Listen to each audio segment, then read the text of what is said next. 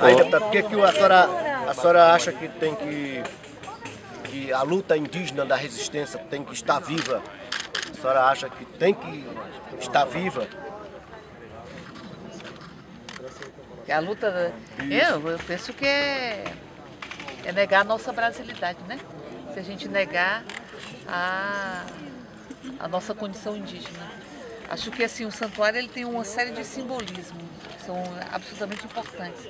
O primeiro é que ele é um espaço de preservação da natureza e preservação da nossa brasilidade, das nossas raízes, no meio de um empreendimento que é uma das maiores agressões que pode ser feita a essa cidade.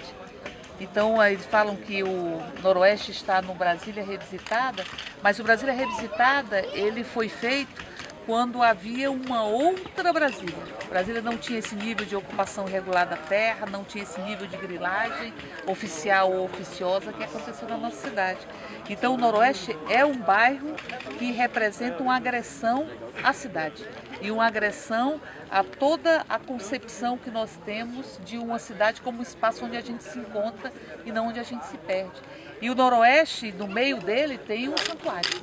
E é preciso que a gente respeite o que representa um santuário. Todos os argumentos de que a comunidade não é tradicional, eles não se sustentam. Porque todos os critérios previstos na Constituição para a demarcação da terra indígena são cumpridos aqui pela comunidade indígena que está no Santuário dos Pajés. Então, portanto, acho um desrespeito à nossa própria história, à nossa condição de brasileiros e brasileiras, você destruir o santuário para que você construa o metro quadrado mais caro da nossa cidade, um dos mais caros do nosso Brasil, e você destrua tudo isso que o santuário preservou. Acho que o santuário é um símbolo de resistência muito grande. Aqui tem história, tem espiritualidade, e aqui tem fundamentalmente uma compreensão, que é a compreensão que os indígenas que aqui estão, que você, Santinha, tem. E eu lembro muito quando você dizia, quando o governo ofereceu, ainda o governo Arruda, um espaço em Monjolo, que aliás é área de proteção permanente, no Recanto das Emas, para que vocês fossem deslocados para lá. O governo deslocou uma comunidade rural da estrutural para lá, e ali se descobriu que era uma área de proteção permanente, e o governo, inclusive, está sendo multado em função disso. E você dizia o seguinte: querem nos colocar no lugar que não tem árvore, querem nos colocar no lugar onde não tem verde. Nós não sobrevivemos num lugar onde não tem verde.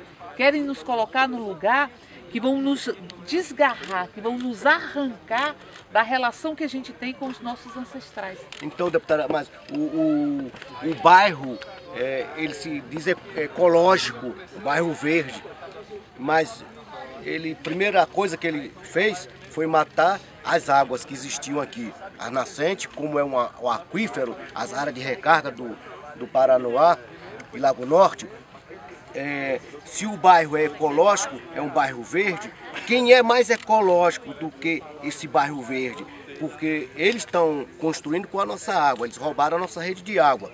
Segundo, eles usam concreto, usam toda a ferragem de aço, não é verdade? Então, quem é mais ecológico são eles que estão vindo para o santuário, para a terra indígena, porque o santuário e a terra indígena não quer ir para o Noroeste. O Noroeste quer vir para a terra indígena, para o santuário. Nós queríamos uma resposta assim que o governo, a senhora procurasse saber do Agnello qual é a posição do GDF com relação a isso, porque a sociedade brasileira já tem uma posição. Eu acho que a posição do governo está clara. E ela é uma posição contra a vida, a posição do governo. A posição do governo atual é a mesma posição do governo anterior. É uma tentativa de primeiro cindir a comunidade, de fazer acordos, de cooptar, que é a mesma lógica do governo anterior. E nós temos a imprensa da mesma forma. A imprensa cumpre um desserviço que mostra cada dia que passa, quando a gente vê como a imprensa aborda a questão do santuário, que nós não temos liberdade de imprensa. Nós temos, como disse Marx, liberdade de impressão. Quem tem dinheiro imprime. E aí a imprensa que vive denunciando a corrupção, tem que denunciar mesmo a corrupção, mas é uma imprensa extremamente corrupta, porque enche os seus cofres de recursos oficiais do governo e a partir daí distorce os fatos, distorce as versões. e transforma as opiniões em fatos.